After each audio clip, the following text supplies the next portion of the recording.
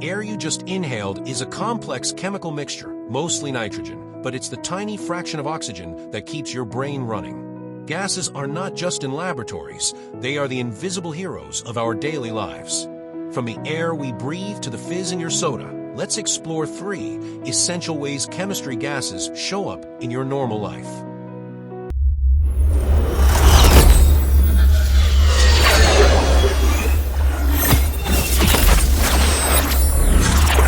The most critical gas is, of course, oxygen O2. This single molecule is the key reactant in cellular respiration, the chemical process where your body converts food into energy.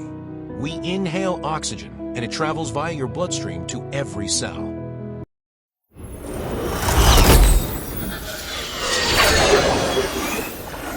But what do we exhale?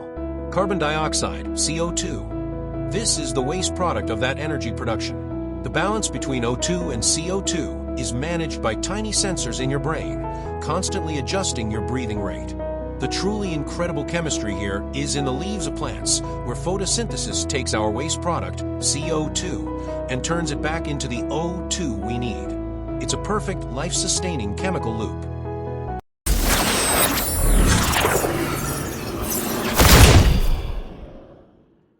Next time you see a fire extinguisher, you're looking at a chemical safety device. Fire requires 3 things: heat, fuel, and oxygen. To put out a fire, you need a gas that can smother the oxygen. Heat, fuel, oxygen. The most common gases used are nitrogen, N2, and carbon dioxide, CO2. Nitrogen is the major component of air and is mostly inert. It doesn't readily react. Flooding an area with N2 pushes the reactive O2 out, suffocating the flames. In specialized high-tech fire suppression systems, they use gases made from halogens, which chemically interrupt the fire's reaction chain. These gases prove that non-reactive or mildly reactive gases are essential for keeping our homes and data centers safe. Let's move from life and death to fun. The fizz in every soft drink, the lightness in every piece of bread, and the puff in whipped cream.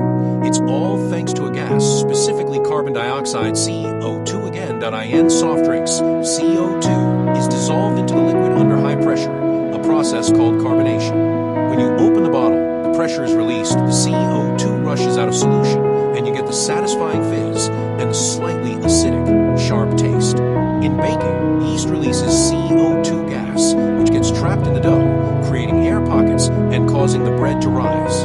Chemistry makes your food and drinks exciting.